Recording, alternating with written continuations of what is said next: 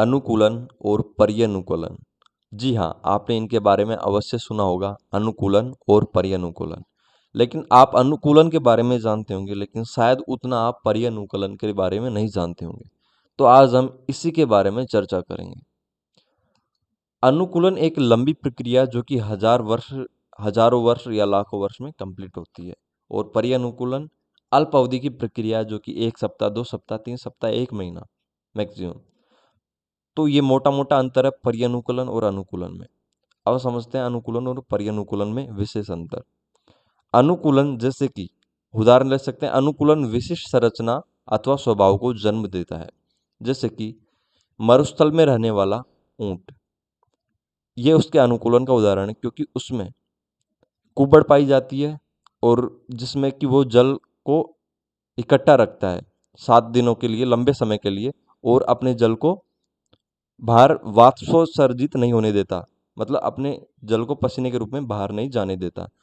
तो ये कैसे क्रिएट हुआ? क्योंकि मरुस्थल में जल की कमी होती है, तो इसके परिणाम स्वरूप ऐसी परिस्थितियां या विशिष्ट संरचना व स्वभाव ऊंट में क्रिएट हुआ कि जिससे कि वह जल की हानि कम से कम कर सके। ठीक है, इस तरीके से पहाड़ी और ठंडे क्षेत्रों में पाए जाने वाले भालू, बकरी, उनके ऊपर, शरीर के ऊपर लंबे लंबे बाल होते हैं, जो कि उनको अनुकूलन के कारण ही मिले हैं।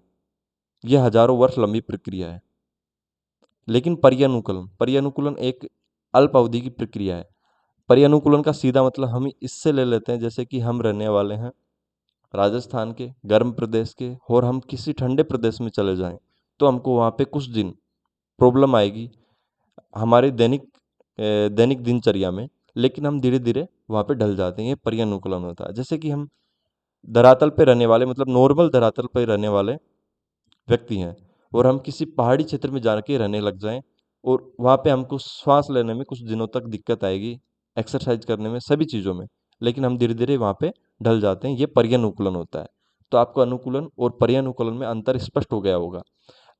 तो इसको इस पैराग्राफ के माध्यम से और समझते हैं। अपने परिवेश में होने वाले परिवर्तनों के साथ सामंजस्य स्थापित करने के लिए कुछ जीवों को थोड़े समय के लिए परिवर्तन हो सकते हैं। उदाहरण के लिए, यदि हम मैदानी क्षेत्र में रहते हैं और अचानक ही ऊंचे पर्वतीय क्षेत्रों में चले जाएं, तो हमें कुछ दिनों तक श्वास लेने में एवं शारीरिक व्यायाम में असुविधा हो सकती है। पहाड़ पर हमें तीव्र गति से सांस लेना पड़ता है। कुछ दिनों बाद हमारा शरीर पर्वतीय क्षेत्र के वातावरण के प्रति अपने आप को ढाल लेता है, तथा हमें श्वास लेने में कोई परेशानी नहीं होती। अल्प अवधि में जो हमने ये चेंज कर लिया, वो हमारे लिए, जैसे अल्प अवधि में किसी एक जीव के शरीर में छोटे छोटे परिवर्तन पर्यानुकूलन कहलाते हैं। यह परिवर्तन हजारों वर्षों में हुए अनुकूलन से भिन्न है। तो हमने अभी समझा था, पर्यानुकूलन एक छोटे छोटे परिवर्तनों का ग्रुप होता है, जो कि हम कुछ ही समय में अर्जित कर लेते हैं। ठीक है, जैसे कि हम भारत से अभी चले गए इंग्लैंड चले गए, वहाँ की जलवायु अगर ठंडी है तो हमको कुछ दिन प्रॉब्लम आएगी, लेकिन वहाँ पे हम धीरे धीरे एडजस्ट कर लेंगे। ये पर्यानुकूलन है। और अनुकूलन एक विशिष्ट संरचना स्वभाव को जन्म देता है, जो कि वहाँ पे रहने वाले हजारों लाखों वर्षों से रहने वाले प्राणियों के अंदर ये विशेषता पाई जाती है।